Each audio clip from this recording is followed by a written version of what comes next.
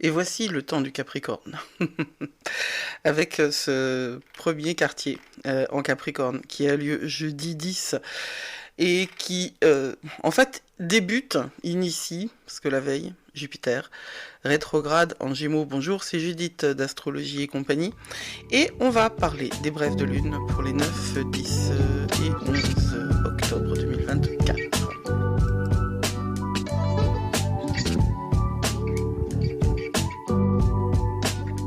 Le temps des Capricornes, comme le temps des cathédrales. Voilà. Oui et non. Alors, la Lune est en Capricorne. C'est un signe de terre, vous le savez très certainement, un signe qui est très ambitieux, qui a comme énergie celle de dépasser les montagnes, de finir les tâches et de euh, produire quelque chose pour la transmission. C'est très important de comprendre que on est dans le business. Hein. Let's get down to business. C'est vraiment quelque chose d'une vibe qui est Capricorne. C'est une énergie introvertie qui est complètement concentrée sur la fondation, tout ce qui va créer une structure solide. Et évidemment, le Capricorne est géré par Saturne. C'est pas le signe, c'est pas l'énergie la plus fun, mais il en faut de cette énergie-là, c'est celle qui nous permet de tenir contre vents et marées, c'est celle qui nous permet de continuer à avancer même quand c'est difficile. Les remous, vous en avez eu, vous en aurez encore. Vous avez compris ça, hein. Je pense qu'il ne faut pas attendre d'être sur un lac placide. Peut-être qu'il y a des moments où on peut trouver cette placidité, cette sérénité en nous. Oui, j'en suis certaine, moi, je suis certaine qu'elle existe à l'intérieur de nous et que nous avons les moyens d'y accéder, indépendamment de ce qui se passe à l'extérieur, que nous pouvons communiquer avec le ciel, intégrer les leçons du ciel, mais aussi euh, nourrir en nous quelque chose qui est indépendant de tout ce qui se passe à l'extérieur. La manière dont on va le nourrir, par contre, ça, est complètement dépendant de notre empreinte énergétique astrologique. Donc, ce premier quartier du jeudi 10, il va préparer, parce que vraiment, c'est ça, comme ça que ça se passe, chronologiquement parlant, il prépare la fin de la rétrogradation de Pluton en Capricorne. Et donc, sur la fin de cette période où notre lune est en Cap, eh bien, elle rejoint le degré anarétique et elle rejoint Pluton. Ça, c'est pour la fin de vendredi. En attendant, qu'est-ce qui se passe à partir de 11h38 mercredi? Eh bien, mercredi, il n'y a pas d'aspect lunaire, donc c'est toute la place pour la rétrogradation de Jupiter, qui est un très très bon moment. Oui, je sais, rétrogradation égale embrouille. Non, en fait, non. Hein, vraiment pas. Je vais faire une petite vidéo là-dessus parce que cette rétrogradation. Alors c'est peut-être parce que moi je l'ai au natal en rétrogradation Jupiter que je trouve que Jupiter rétrograde, somme toute, c'est quelque chose qui va au moins enfin nous laisser respirer. Stop to hustle. Il y a quelque chose de l'ordre de là. Il va se calmer un petit peu là. L'espèce de machin qui peut pas se contrôler, le Jupiter, cette espèce de tourbillon insensé de la grandeur et de l'hubris, hein, et de l'ivresse, l'ivresse de de son propre pouvoir, l'ivresse de sa propre grandeur. Euh, euh, vous savez peut-être ou peut-être pas que mon fils a eu un problème avec un chirurgien fin août et que nous sommes là, nous avons été convoqués à la direction des usagers, qui est en fait la direction de la protection des chirurgiens. Une partie du rendez-vous a été utilisée pour faire comprendre que c'est pas parce qu'on est un chef de service, on n'a pas des mauvais jours. Le monsieur a eu un mauvais jour, c'est un excellent chirurgien, peut-être, mais pas avec mon fils, pas à ce moment-là. Et cette caractéristique de la grandeur de la fonction qui implique que tous les actes posés à l'intérieur de cette fonction ne peuvent pas être mis en cause, c'est ça qui est en train de s'effondrer en ce moment. Ça s'effondre lentement et comme tous les effondrements, il y a des morts en dessous et quand un système s'effondre, il collapse sur tout le monde. Hein, aussi bien ceux qui ont quelque chose à payer que les autres. Alors, ou ceux qui en ont profité du système que les autres. c'est ça, nous, on va voir la fin de Pluton en Capricorne ce week-end, j'en parlerai ce week-end, il est hyper chargé le week-end, mais vraiment, c'est une lune en Verseau qui nous accompagnera jusqu'à la fin de dimanche, donc on en parlera dans un podcast à part. Là, on va parler de ce premier quartier, qui est un temps d'équilibre, hein, et qui est un temps de go, go, go. Hein. Normalement, premier quartier de lune en Capricorne, c'est un truc, ça arrive pas tout le temps, il faut en profiter, parce que vous avez vraiment tout ce qu'il faut à ce moment-là, tout le mojo pour réussir à réaliser ce que vous voulez réaliser, ce plan que vous attendez justement que les planètes soient alignées pour le mettre en place, eh ben c'est quand la Lune est au premier quartier en Capricorne que ça peut se faire. Elle est opposée à Mars en plus jeudi soir, donc elle va avoir une puissance Vous avez vu depuis la nouvelle lune hein, en balance, les choses commencent à émerger.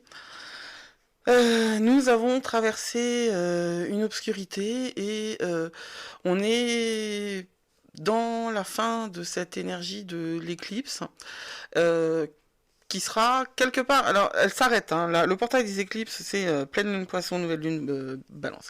Mais la pleine lune en bélier du 17 est hyper importante aussi.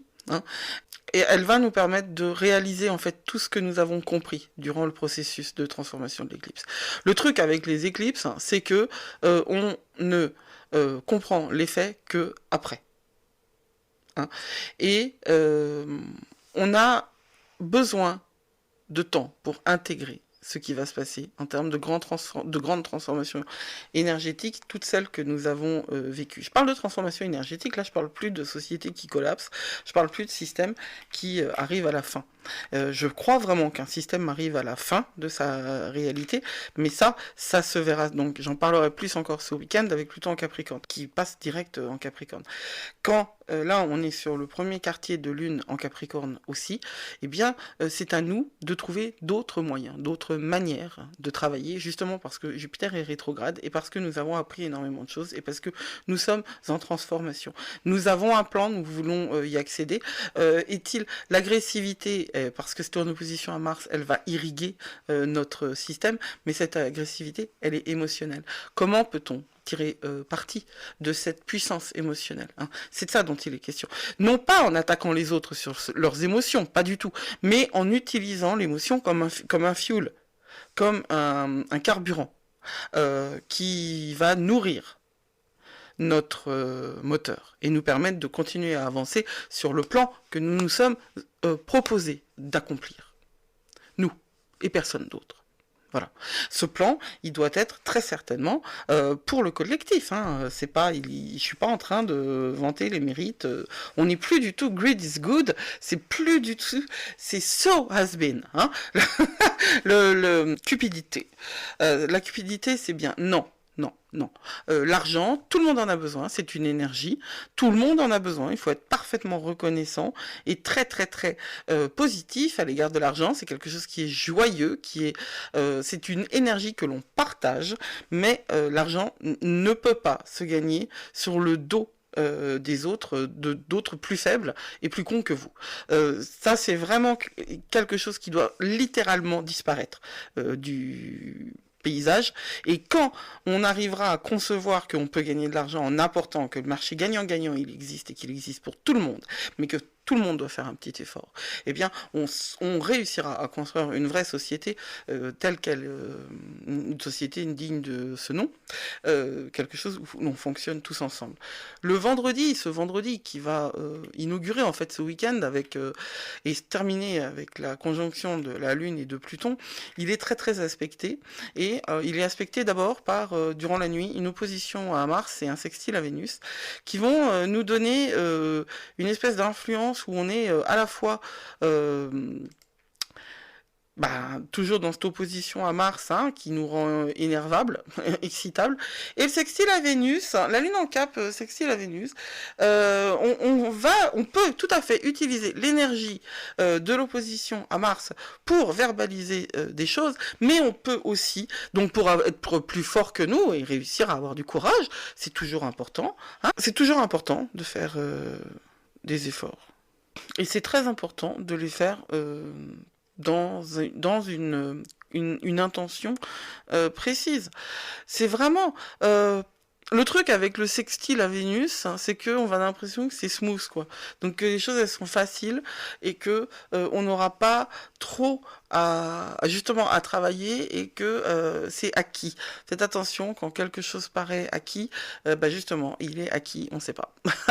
Voilà. Donc rien n'est acquis. Quand on a travaillé pour quelque chose et qu'on sait soi-même autorisé à l'obtenir et à le posséder et à en jouir, alors voilà, là c'est bon. Mais quand quelque chose est donné et que le job, on n'a pas l'impression qu'on l'a fait, parce qu'en fait, hein, je sais pas si vous êtes au courant, mais c'est vous qui êtes, c'est vous qui dirigez vos énergies et vous les dirigez en fonction d'une partition qui est jouée par les planètes. Mais c'est vous. Alors, il ne s'agit absolument pas de blâmer la victime, ni de considérer, comme dans la loi de l'attraction qui est mal comprise, que vous êtes responsable. Vous n'êtes pas responsable des merdes qui vous arrivent, ni des embrouilles que vous rencontrez. Je vais vous dire pourquoi. J'ai pas de preuve que vous ne soyez pas responsable. Je pense que tout est conséquence de. Voilà. Donc, quelque part, oui, on est responsable. Mais ça sert à quoi de penser qu'on est responsable? Je veux dire, ça sert à quoi de blâmer la victime? Ça sert juste à la laisser dans son statut de victime. Ce qu'on veut, ce que je veux pour vous, et ce qu'on veut pour tout le monde, c'est qu'il n'y ait plus de gens passifs. Qu'il n'y ait plus jamais de gens passifs. Hein, et qu'on soit tous dans une position intérieure d'action, de réalisation, une position où on est en charge, on est maître de nos responsabilités, et on est capable de gérer. Ça s'apprend. Voilà. En tout cas, moi, c'est mon objectif. C'est d'apprendre à se prendre en charge tout seul. Cette énergie, elle arrive la nuit. Pour nos amis d'outre-Atlantique, c'est dans la soirée, quoi. Et pour nous, c'est la nuit. Alors, ça fait quoi, les transits de nuit? Eh ben, si vous travaillez la nuit, vous les sentez. Si vous ne travaillez pas la nuit, vous les sentez quand même. Quand ils ont cette puissance-là, dans cette configuration-là, il va y avoir des rêves. Et ces rêves, moi, je vous conseille le vendredi matin de les noter, parce qu'ils vont vous apporter des informations. Le vendredi, dans la journée, on a un carré à Mercure, un triangle à Uranus, un sextile à Neptune, et ça termine par la conjonction à Pluton. Carré à Mercure en même temps qu'un triangle à Uranus, la conversation, elle va être un peu musclée, parce que il y a là-dedans une tension entre ce que notre raison nous dit et ce que notre corps nous impose. Donc c'est une conversation, mais très certainement entre nous et nous. Hein. La lune en Capricorne, elle est très introvertie, et c'est un corps de terre qui parle. Donc c'est celui de notre ancrage, hein, c'est notre réalité, et à l'inverse, Mercure est... D'ailleurs, il sort de son trigone à Jupiter, mais Mercure est en balance, et il a cette tentation de l'harmonie, de l'équilibre. Alors, comment va se jouer la tension en vous? Eh bien, peut-être que, à cause du trigone à Uranus, vous n'aurez envie de rien faire de ce qui était prévu. Vous aurez envie de jeter au feu les cahiers et les livres et tout le reste, et d'expérimenter des choses. Why not? Why not? Faites attention, la lune elle est sextile à Neptune de 13h07 à 16h40. Ça veut dire que le vendredi après-midi, ce que nous vivons peut être complètement illusoire, et surtout, faites attention aux gens avec qui vous passez du temps, parce que c'est un temps où vous êtes poreux énergétiquement, si vous êtes hypersensible, genre projecteur en human design, ou si vous avez une forte charge en cancer, en poisson, ou dans les maisons 4, 8 et 12, la 8 moins, mais 4 et 12, quoique, ouais, 4, 8 et 12, quand on apprend à analyser son thème. Je suis en train de terminer la formation sur l'apprentissage de son thème, qui est en fait tout a été complètement bouleversé dans mon emploi du temps. J'ai pris un petit peu de retard. Alors, ce dont vous avez besoin, vous le donnez hein, en ce vendredi 11, et prenez le temps de sortir vos cartes et de travailler avec votre intuition. Et moi, je vais aller prendre le temps d'ouvrir mon chat qui hurle à la mort à la porte, parce que évidemment, c'est terrible, hein, il a dû sortir 45 secondes de trop par rapport à ce qu'il avait prévu. Et, et mon chat est la réincarnation de Bastet, une déesse exigeante. Donc, ces 3 jours-là, ils sont là pour vous préparer à ce week-end, un week-end où vraiment il y a énormément de choses qui se passent, avec un carré de Mars à Chiron et surtout Pluton direct en Capricorne, mais il y a aussi un carré du Soleil et de Mars, et il y a énormément de carrés, il y a de la tension ce week-end. Alors oui, je sais, je le dis beaucoup, mais c'est pas de ma faute en fait ce qui se passe dans l'univers. Je pourrais vous mettre plus de sucre autour. Tout ce que je vous dis, et c'est l'essentiel de mon discours, c'est que vous êtes capable de faire face. Vous êtes capable de ne pas être passif et si vous vous sentez victime, si vous vous sentez vraiment dans un moment où les choses vont trop loin, sont trop dures pour vous, eh bien, arrêtez-vous, prenez le temps de vous poser, prenez le temps de vous faire du bien. Regardez-vous, autorisez-vous à souffrir, autorisez-vous à mal vivre certains transits et notez. Notez, notez. Soyez dans l'introspection. En ce moment, c'est fondamental de vivre, d'être conscient de ce que l'on vit au quotidien. Vous allez voir que tout est en train de... Enfin, vous allez voir, tout est en train de changer. Toute notre manière de définir le bien, le mal, la chance, la malchance, tout est en train de changer.